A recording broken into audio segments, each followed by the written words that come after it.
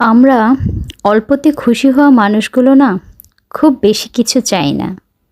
সারা দিনে জমানো কথাগুলো শোনার মতো একটা বিশ্বস্ত মানুষ যে থাকলে আমরা ভালো থাকতে পারি, মানসিক শান্তি পাই, যার সাথে সময়গুলো খুব ভালো কাটে, ঠিক এমন কাউকে চাই।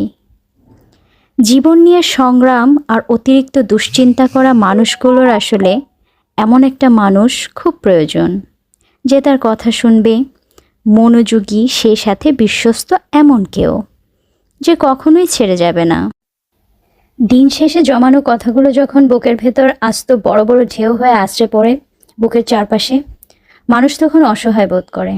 এই কথাগুলো মানুষ ঠিক তাকেই বলতে চায় যে পাশে থাকলে, কথা বললে সে ভালো থাকে। এই একটা মানুষ যে ভালো রাখতে পারে, যে কথা বললেই নিজেকে পৃথিবীর সবচাইতে সুখী বলে মনে হয়, এমন কেউ থাকলে জীবন